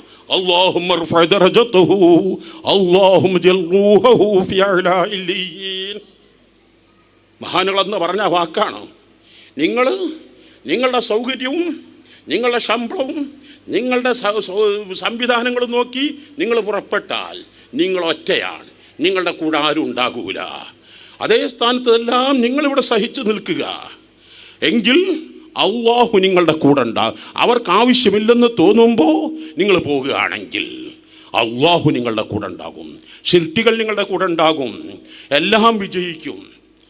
ആ ദിവസം പുറത്തു വരുമ്പോൾ കണ്ട കണ്ണുനീരിന് വല്ല കണക്കുണ്ടോ? 12 കൊല്ലം ചോര നീരാക്കി കഷ്ടപ്പെട്ട് അധ്വാനിച്ച് സർവവും സമർപ്പിച്ച് ഒരു സുപ്രഭാതത്തിൽ റമദാൻ വരെ പൂർത്തീകരിക്കാൻ, ദുൽഹജ്ജ് വരെ പൂർത്തീകരിക്കാൻ അനുവദിക്കാതെ സഫർ 25-നാണ് ഇറങ്ങുന്നത്. എവിടത്തേക്ക് ഇറങ്ങുന്നു, എന്തിനിറങ്ങുന്നു? 118 മുതഅല്ലിമീങ്ങളുടെ ഭാവി ആലോചിക്കുമ്പോൾ വല്ലാതെ കണ്ണീര് കണ്ടിട്ടുണ്ട്. പക്ഷേ ആദ്യമായി പെട്ടെന്ന് വിരിതൻ പോയത് മഹാനായ കൊന്നുള്ള പാപ്പ എന്ന പേരിൽ അറിയപ്പെടുന്ന കൊന്നഹര മക്കാമിൽ മറവിട്ട് കിടക്കുന്ന അസി അഹ്മദുൽ ബുഖാരി റളിയല്ലാഹു അൻഹു ആ മക്കാമിൽ ചെന്നു. ധാരാളം നാര്യ സ്വലാത്ത് ചൊല്ലി യാസീൻ ഓതി പൊട്ടിക്കരഞ്ഞ് സങ്കടങ്ങൾ പറഞ്ഞു. ആയിരക്കണക്കിന് അസ്മാഉൽ ബദർ പലവരെ കൊണ്ടും ചൊല്ലിപ്പിച്ചു. വരുന്നവരോടും കരയുന്നവരൊക്കെ പറയും, ഒരു വിശ്വാസമുണ്ട്, സമാധാനമുണ്ട്, അല്ലാഹു തആലാക്ക് എന്നെ രക്ഷപ്പെടുത്താൻ കഴിയും. അസ്മാഉൽ ബദർ ചൊല്ലിയാൽ ഇജാബത്തുണ്ടാകും. മാഷാ അല്ലാഹ്. ആ ഇറങ്ങിയവരിൽ ഇന്ന് വരെ ശമ്പളം വാങ്ങിയിട്ടില്ല, ഇന്ന് വരെ ആനുകൂല്യങ്ങൾ സ്വീകരിച്ചിട്ടില്ല. ഇറങ്ങി ആദ്യ തിങ്കളാഴ്ച കണ്ട് വീട്ടിലെത്തിയപ്പോൾ അന്ന് എൻ്റെ ശമ്പളം 5000 രൂപ ഇറങ്ങുമ്പോൾ അന്ന് മുദരിസുമാർക്ക് 500-1000 ശമ്പളം ഉണ്ടാകുള്ളൂ. എൻ്റെ ശമ്പളം എത്രയാണ്? 5000 രൂപ ശമ്പളമാണ്. ആ 5000 കൊണ്ടാണ് എൻ്റെ ജീവിതം കഴിയുന്നത്. ആ 5000 എറിഞ്ഞുകൊണ്ട്, എല്ലാ സൗകര്യങ്ങളും വലിച്ചെറിഞ്ഞുകൊണ്ട് അതാ പെട്ടെന്ന് ദീനീയായ കാര്യത്തിന് ഇറങ്ങേണ്ടി വന്നു. ഇറങ്ങി വീട്ടിലെത്തി. ജൂൺ 1997 ജൂൺ 1 വീട്ടിലെത്തി. എത്തിയ ഉടനെ തന്നെ കേരള മുസ്ലിം ജമാഅത്തിൻ്റെ ഫൈനാൻഷ്യൽ സെക്രട്ടറിയായ ആപ്കോ കരീം ഹാജി ഫോൺ ചെയ്യുന്നു. ഹലോ, തങ്ങൾ വീട്ടിലുണ്ടോ? അതെ, വീട്ടിലുണ്ട്. വന്നാൽ കാണാൻ പറ്റുമോ? അതെ. ഉടനെ വരുന്നു. ഞാനൊരു പുതിയ വർക്ക് എടുക്കുന്നുണ്ട്, ദ്വാരക്കണം. 20,000 രൂപ ഹദിയ തരുന്നു. ആലോചിച്ച് 4 മാസത്തെ ശമ്പളം ഒരൊറ്റ ദിവസം കൊണ്ട് ഞാനായിട്ട് വീട്ടിലെത്തേണ്ട ദിവസം. എന്നാലും നിങ്ങൾക്കൊന്നും ആ കരീമാജിൻ തങ്ങളിട്ട് വലിയ ബന്ധം പണ്ടേ ഉണ്ട്. അതിൻ്റെ മുമ്പ് ശേഷം അങ്ങനെ കരീമാജിൻ ചോദിച്ചതില്ല. വെറുതെ ഒന്നുമില്ലാതെ പെരയിൽ വന്നിട്ട് കരീമാജിൻ്റെ വീട്ടിൽ പോകും, പരിപാടികളുണ്ടാകും, അങ്ങനെ എന്തെങ്കിലുമൊക്കെ ആവശ്യത്തിന് തരാറുണ്ട് എന്നല്ലാതെ ഇത് അപ്പോൾക്കപ്പം കരീമാജി ഫോൺ ചെയ്യുകയാണ്. ഞാൻ ഈ വിഷയം മഹാനായ മുഹിയുസുന്ന പൊന്മ ഉസ്താദിനോട് പറഞ്ഞു. ഇതൊക്കെ അയവർക്കും ഞാൻ എൻ്റെ പ്രിയപ്പെട്ട മുതഅല്ലിം സഹോദരങ്ങളോട്. മഹാനായ പൊന്മ ഉസ്താദ് ചെമ്മാടുന്ന് ഇറങ്ങുന്നു, മമ്പുറം മക്കാമിൽ വരുന്നു, പൊട്ടിക്കരഞ്ഞ് ദുആ ചെയ്യുന്നു, വണ്ടിയിൽ കയറുന്നു. അപ്പം കണ്ടിട്ട് വണ്ടിയിൽ സീനത്ത് അബ്ദുറഹ്മാൻ ഹാജി കയറുന്നു. സീനത്ത് അബ്ദുറഹ്മാൻ ഹാജി മരിച്ച ആണ്ടിൻ്റെ ദിവസവും കൂടിയാണ്, ആഴ്ചയും കൂടിയാണ് ഈ ആഴ്ച. സീനത്ത് അബ്ദുറഹ്മാൻ ഹാജി മുഹിയുസുന്നയോട് ചോദിക്കുന്നു, ഉസ്താദ് എന്ത് കണ്ടിട്ടാണ് ആ ഹിക്കമിയയിലേക്ക് പോകുന്നത്? പൊന്മ ഉസ്താദ് പറഞ്ഞു, കഴിഞ്ഞ ആഴ്ച കണക്ക് വായിച്ച് നോക്കുമ്പോൾ 75,000 രൂപ കടമാണ്. അപ്പം സീനത്ത് അബ്ദുറഹ്മാൻ ഹാജി പറയുന്നു, ഒരു മാസത്തെ ഫുൾ ചെലവ് ശമ്പളം മുഴുവൻ ഞാൻ ഏറ്റു. അതൊരു ജമാഅത്തുൽ ആഖിറിലോ റജബിലോ ആണ്. പിന്നൊരു മാസം കഴിഞ്ഞ് വീണ്ടും സീനത്ത് അബ്ദുറഹ്മാൻ ഹാജി വരുന്നു. നോമ്പ് വരെയുള്ള മുഴുവൻ ചെലവും ശമ്പളവും ഞാൻ ഏറ്റു. ഇവിടെയാണ് ദീന്, ഹഖായ ദീന്. അത് ആദർശന്മാർക്കും പണം വെക്കാതെ ആരുടെയും മുമ്പിൽ ആദർശം പണയം വെക്കാതെ ഹക്കിന് വേണ്ടി ജീവിച്ചാൽ റബ്ബേ സീനത്ത് അബ്ദുറഹ്മാൻ ഹാജി അവരുടെ ദറജനെ ഉയർത്തി കൊടുക്കണേ അല്ലാഹ്, ഖബർ വിശാലമാക്കണേ അല്ലാഹ്, അവർ ഞങ്ങളും നീ സ്വർഗത്തിൽ ഒരുമിച്ച് കൂട്ടണേ അല്ലാഹ്. സത്യത്തിൽ ഈ വിരുദ്ധൻ കരുതിപ്പോയി അന്നെങ്ങാനും അവിടെ നിന്ന് ഇറങ്ങിയില്ലെങ്കിൽ, ഈ ഇറങ്ങണ ചർച്ച വന്നപ്പോൾ ഇരിക്കാൻ പറ്റിയൊരു ചർച്ച സ്ഥലം പോലും വന്ന എവിടെയുമില്ല. മഹാനായ മുഹീസുന്ന പൊന്മുള ഉസ്താദിൻ്റെ ചെമ്മാടുള്ള റൂമിൽ വെച്ചാണ് ചർച്ച ചെയ്യുന്നത്. രാത്രി പാതിരാ സമയത്ത് 3 മണിക്ക് പൊന്മുള ഉസ്താദ് ചോദിക്കുകയാണ്, ഇങ്ങനെയൊക്കെ ആണെങ്കിലും കമ്മിറ്റിക്കാർ വരും നാളെ വന്നിട്ട് പറയും കഴിഞ്ഞതൊക്കെ കഴിഞ്ഞു, ഇനി നമ്മളെല്ലാം പൊരുത്തപ്പെട്ട് വീണ്ടും നല്ല നിലയിൽ പോവുക എന്ന് കമ്മിറ്റിക്കാർ പറയും. ഞാൻ ചോദിച്ചു പൊന്മുള ഉസ്താദിനോട് എന്ത് ചെയ്യണമെന്ന് വെച്ച്. പൊന്മുള ഉസ്താദിനോട് പറഞ്ഞു, ഇപ്പം വിടലാണ് സുന്നത്ത് ജമാഅത്തിന് ഏറ്റവും ഇസ്സത്ത്. ഇപ്പം അവിടെ നിന്ന് വിട്ടാൽ സുന്നത്ത് ജമാഅത്തിന് നല്ല ഇസ്സത്ത് ഉണ്ടാകും. കൂടെ നസാജി പറഞ്ഞു, ഇപ്പം വിറ്റാൽ മുത്ത് വിലക്ക് വിൽക്കുക, അല്ലെങ്കിൽ മുത്താറി വിലക്ക് വിൽക്കേണ്ടി വരും. അതങ്ങ് കേട്ടു. ഇനി അങ്ങ് അപ്പുറത്ത് തീരുമാനമില്ല. നമ്മുടെ ഉലമ എന്താണോ പറയുന്നത്, നേതൃത്വം എന്താണോ പറയുന്നത്, അത് അക്ഷരാർത്ഥത്തിൽ. അപ്പം ഞാൻ എൻ്റെ സംസാരം ദീർഘിപ്പിക്കുന്നില്ല. ഞാൻ നിങ്ങളോട് പറയുന്നത് മഹാനായ അബ്ദുല്ലാഹി ഹദ്ദാദ് റളിയല്ലാഹു തആല തങ്ങൾ പറയുന്ന ഇഖ്ലാസ്. അപ്പം നിങ്ങൾ മഹാനായ റഈസുൽ ഉലമ നിങ്ങൾ കണ്ടുപിടിക്കണം. റഈസുൽ ഉലമ മഹാനായ ബഹ്റുൽ ഉലൂമിൻ്റെ ദറസിൽ പഠിച്ചു, പഠനം കഴിഞ്ഞു. 1000 സ്വപ്നങ്ങളോടല്ലേ റഈസുൽ ഉലമ കോളേജിൽ നിന്ന് വരുമ്പോൾ എന്തൊക്കെ സ്വപ്നം ഉണ്ടാകും? നല്ല ജോലി കിട്ടണം, നല്ല ശമ്പളം കിട്ടണം, നല്ല കല്യാണം കഴിക്കണം, സുഖലോലുപനായി കഴിയണം, എല്ലാ സ്വപ്നങ്ങളും ഉണ്ടാകുമല്ലോ. ഈ സ്വപ്നത്തോടുകൂടെ ബഹ്റുൽ ഉലൂമിൻ്റെ അടുത്ത് വരിക. ഇതെന്നോട് റഈസുൽ ഉലമ പറഞ്ഞതല്ല, റഈസുൽ ഉലമയുടെ ശിഷ്യന്മാർ പറഞ്ഞതല്ല, ബഹ്റുൽ ഉലൂം എന്നോട് നേരിട്ട് പറഞ്ഞതാണ്. അങ്ങനെ ബഹ്റുൽ ഉലൂം ചോദിച്ചു, അല്ല സുലൈമാൻ മൊയ്ലിയരെ, ശമ്പളമൊന്നും ഇല്ലാത്തടത്ത് ജോലി ഞങ്ങൾക്ക് ഇഷ്ടമുണ്ടോയെന്ന് വെച്ച്, താല്പര്യമുണ്ടോയെന്ന് വെച്ച്. നമുക്കത് ഊഹിക്കാൻ പോലും പറ്റുമോ? ബഹ്റുൽ ഉലൂം റഈസുൽ ഉലമയോട് ചോദിക്കുകയാണ്, ശമ്പളമൊന്നുമില്ലാത്ത സ്ഥലത്ത് നിങ്ങൾക്ക് ജോലി ചെയ്യാൻ ഇഷ്ടമുണ്ടോ? മഹാനായ ആ ശിഷ്യനിൽ ശബ്ദബന്ധമുള്ള ശിഷ്യൻ റഈസുൽ ഉലമയാകുന്ന സമസ്തൻ്റെ പ്രസിഡൻ്റാകുന്ന അന്നത്തെ ആ ചെറിയ കുട്ടി സുലൈമാൻ മൊയ്ലിയർ പറയാണ്, ഞാനിതുവരെ പഠിക്കുകയായിരുന്നു, എനിക്കാരും ശമ്പളം തന്നിട്ടില്ല, ഇനിയും ഞാൻ പഠിക്കുകയാണെന്ന് കരുതും, ഞാൻ ജോലി ചെയ്യും. കുറേ കാലം റഈസുൽ ഉലമക്കാരും 1 രൂപ ശമ്പളം കൊടുത്തിട്ടില്ല. നമ്മുടെ പണ്ഡിത നേതൃത്വന്മാരാണ് നിങ്ങൾ മനസ്സിലാക്കണം. കോടമ്പുഴ ബാവുസ്താദ് 100-ലേറെ കിതാബ് എഴുതി, അതെല്ലാം ലോകത്തിന്ന് വല്ലാതെ പ്രചരിച്ചു വരുന്നു. കാരണം എന്താണെന്നറിയാമോ? 10-25 കൊല്ലം മുമ്പ് ബാവുസ്താദിൻ്റെ എല്ലാ വേദികളിലും പ്രഭാഷണങ്ങളിൽ മുദരിസുമാർക്ക് ശമ്പളം 25,000 രൂപയെങ്കിലും ആക്കണം, നന്നായി ഉസ്താദുമാർക്ക് ശമ്പളം കൊടുക്കണമെന്നൊക്കെ പ്രഭാഷണം നടത്തുന്നു. അങ്ങനെ മഴതിൽ വന്നൊരു കിതാബ് ഓതിക്കൊടുത്ത് അങ്ങനെയൊക്കെ പ്രഭാഷണം നടത്തുന്ന ഉസ്താദിന് മോശമാക്കാൻ പാടില്ലല്ലോ. അത്യാവശ്യം തിരക്കിടില്ലാത്തൊരു സംഖ്യ കവർ കൊടുത്തപ്പം കൊടമ്പുഴ ബാവുസ്താദ് പറയും, തങ്ങളെ നിൽക്കട്ടെ, ഞാൻ എൻ്റെ ചെറുപ്പത്തിലെടുത്ത തീരുമാനമാണ്, തഅല്ലുമു തഅലീമിൽ ഞാൻ 5 കാശ് വാങ്ങൂല, ഈ സെക്കൻഡ് വരെ ഞാൻ കാശ് വാങ്ങിയിട്ടില്ല. ഇതെൻ്റെ സേവനം അല്ലാഹുവിൻ്റെ വജ്ഹിന് വേണ്ടിയാണ്. നിങ്ങൾക്ക് നിർബന്ധമാണോ വണ്ടിയുടെ കാശ് നിങ്ങൾക്ക് കൊടുക്കാം, അത് ഓവറാണെങ്കിൽ ഞാൻ തിരിച്ചു കൊടുത്താൽ. ഇതാണ് നമ്മുടെ പണ്ഡിത നേതൃത്വം, ഇതാണ് നമ്മുടെ ഉലമാക്കൾ. ഇത് കേൾക്കുന്ന ഉമറാക്കളൊരു കാര്യം മനസ്സിലാക്കണം, ഈ ഉലമാക്കളെ ചൂഷണം ചെയ്യാൻ പാടില്ല. അവർ ദീനീ ഖിദ്മ ചെയ്യുമ്പോൾ അവർ 5 കാശ് ആഗ്രഹിച്ചുകൊണ്ടല്ല, ആഗ്രഹിച്ചിരുന്നുവെങ്കിൽ ഇന്ന് ഇൽമ ഇവിടെ നിൽക്കുമായിരുന്നില്ല. അപ്പോൾ ഉമറാക്കൾ നന്നായി അവരെ സഹകരിക്കുന്ന പാരമ്പര്യം, അവർക്ക് വേണ്ടതെല്ലാം ചെയ്തു കൊടുക്കുന്നൊരു പാരമ്പര്യമുണ്ടായിരുന്നു. അങ്ങനെ എൻ്റെ പ്രിയപ്പെട്ട ഈ സ്ഥാപനത്തിൻ്റെ ഇർഷാദികളാകുന്ന പണ്ഡിതന്മാരോട് മഹാനായ അബ്ദുൽ ഹദ്ദാദ് റളിയല്ലാഹു അൻഹു പറഞ്ഞ നിയ്യത്ത് നിങ്ങൾ മറക്കാതെ. 12 കാര്യങ്ങളാണ് നിയ്യത്ത്.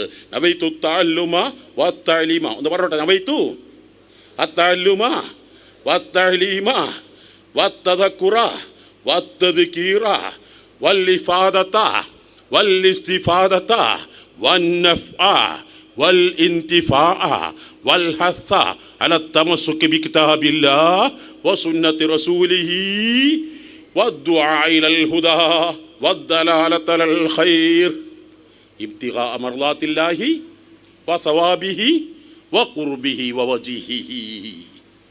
അതാണ് മഹാൻ അബ്ദുൽ ഹദ്ദാദ് റളിയല്ലാഹു തആല തങ്ങൾ. അബ്ദുൽ ഹദ്ദാദ് റളിയല്ലാഹു തആല തങ്ങൾ രണ്ട് കണ്ണിനും കാഴ്ചയില്ലാതെ 1000-ലേറെ ഗ്രന്ഥങ്ങൾ എഴുതിയില്ലേ? അവരെയാണ് നമ്മൾ പിൻപറ്റേണ്ടത്. അർഹമുർ-റഹീമായ അല്ലാഹ്, ഈ മഹത്തായ സ്ഥാപനം മറക്കാൻ കഴിയില്ല.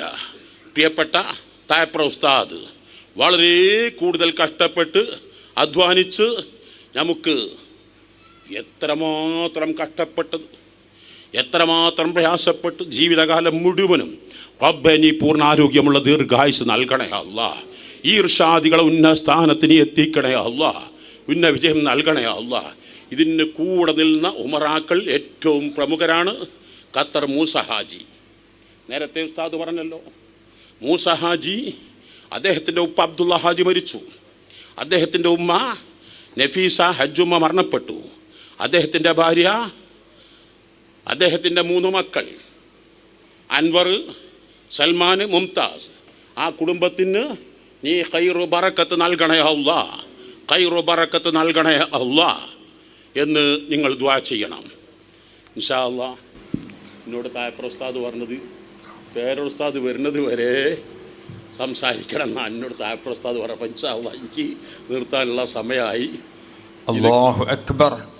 അബീബിൻ്റെ നേതൃത്വം ഷെയ്ഖുന പേരോട് അബ്ദുറഹ്മാൻ സഖാഫി ഉസ്താദ് അവറുകൾ ഈ സംഗമത്തിലേക്ക്, ചരിത്ര സംഗമത്തിലേക്ക് കടന്നു വരുന്നു. അതുപോലെ തന്നെ നന്നായി സഹായിക്കുന്ന മഹൽ വ്യക്തിത്വമാണ് റാസൽ ഖൈമ ഹക്കീം ഹാജി. അദ്ദേഹത്തിൻ്റെ ഏറ്റവും അടുത്ത സ്റ്റാഫുകൾ, പ്രിയപ്പെട്ട സ്റ്റാഫ്, 26 വയസ്സുള്ള സ്റ്റാഫ് ഷഫീഖ് മിനിയാന്ന് ഭാര്യയോട് ഒന്നിച്ച് കിടന്നതാണ്. കല്യാണം കഴിഞ്ഞ ഒരാഴ്ചയായിരുന്നു, ഒരു മാസമായിരുന്നു. നേരം പുലർന്ന് നോക്കുമ്പോൾ ഭാര്യ പോലും മരിച്ചതറിഞ്ഞിട്ടില്ല. തൊട്ടടുത്ത് കിടക്കുന്ന ഭാര്യ പോലും മരിച്ചതറിഞ്ഞില്ല. ഷഫീഖ് 26 കാഞ്ഞിരത്താണി. റബ്ബേ ഷഫീഖിൻ്റെ ഖബറിനെ സ്വർഗമാക്കണേ അല്ലാഹ്, വിശാലമാക്കണേ അല്ലാഹ്. അവർ ഞങ്ങളിൽ നീ സ്വർഗത്തിൽ ഒരുമിച്ച് കൂട്ടണേ അല്ലാഹ്. UAE അബുദാബിയിൽ വാദി സലാമിൽ നന്നായി സ്നേഹിക്കുകയും സഹായിക്കുകയും ചെയ്ത മഹൽ വ്യക്തിത്വമാണ് ആദവനാട് മുസ്തഫ മുസ്ലിയാർ. കഴിഞ്ഞ ആഴ്ച മരണപ്പെട്ടു. ഖബർ സ്വർഗമാക്കണേ അല്ലാഹ്, വിശാലമാക്കണേ അല്ലാഹ്. അവർ ഞങ്ങൾ സ്വർഗത്തിൽ ഒരുമിച്ച് കൂട്ടണേ അല്ലാഹ്. മലപ്പുറം മുണ്ടുപറമ്പ് ബഷീർ ഹാജി നമ്മുടെ ഉലമായിനം പ്രസ്ഥാനത്തെ നന്നായി സഹായിച്ച വ്യക്തിത്വമാണ്. അദ്ദേഹത്തിൻ്റെ ഉമ്മ സൈനബ ഹജ്ജുമ്മ എന്ന മഹദി ഇന്ന് മരണപ്പെട്ടു.